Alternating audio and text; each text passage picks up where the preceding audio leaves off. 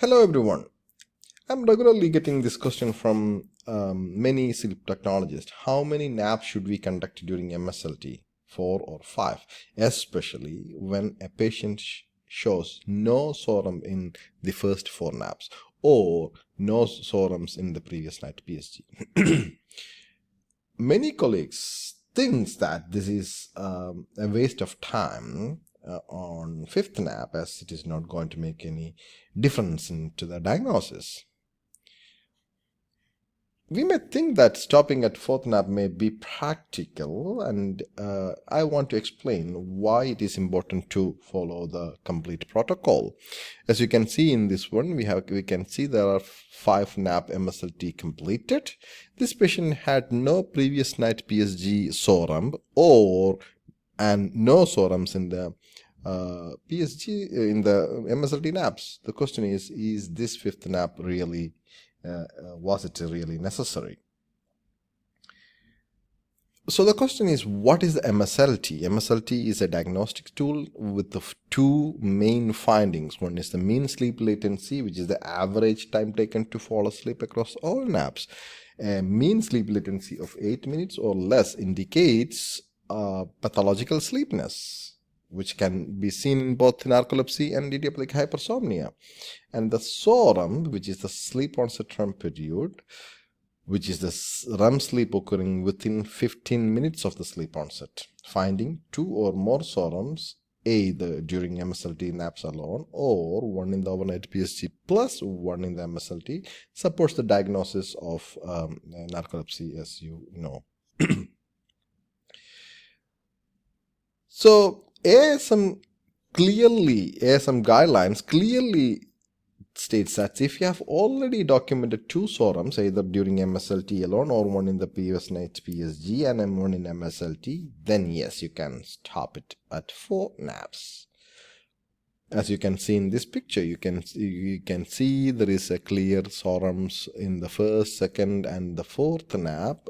And also this patient had a previous night PSG showing SOREMP within 15 minutes.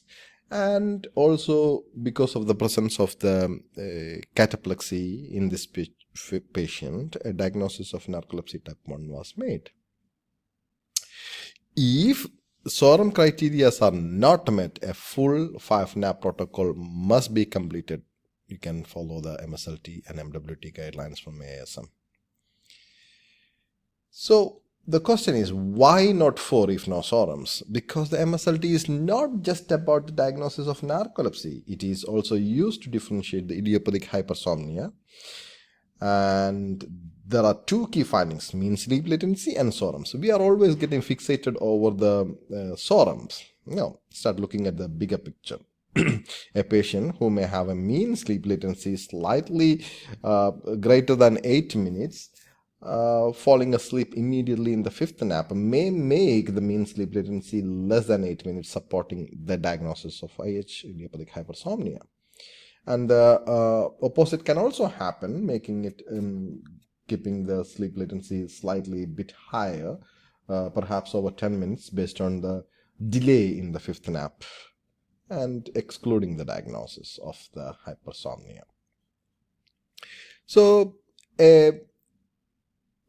we can see the patients, they wanted to go home or excited to go home during the 5th nap scenario. This common mistake may be created by the tech itself, causing this confusion about the test duration to the patient. And hence, when instructing to the patient, be firm and clear. MSLT consists of 5 naps throughout the day. And you can give them a projected timeline like 8:30, 10:30, 12:30, 2:30, 4:30, and by 5 almost we will be done and you can go home. Don't give any possibility of early termination to the patient to avoid any confusion. If you got early termination criteria, consider yourself lucky, but don't give a false promise or a probability of early termination in advance to the patient. And document everything about the patient behaviors and everything, especially in the 5th nap. And based on it, a physician can interpret the results within the ASM guideline of framework. So the final takeaway is always follow the protocol. Only 2 scenarios where you stop the at 4 naps if there is a 2 SOREMPs in the MSLT naps, or at 1 PSG SOREMPs in the PSG nocturnal PSG plus 1 in the SOREMP in the MSLT naps. Otherwise, complete all 5 naps. Thank you for watching, and guys, if you ever encountered cases where the 5th nap made a difference in the final diagnosis, share your experiences in the comment. Thank you.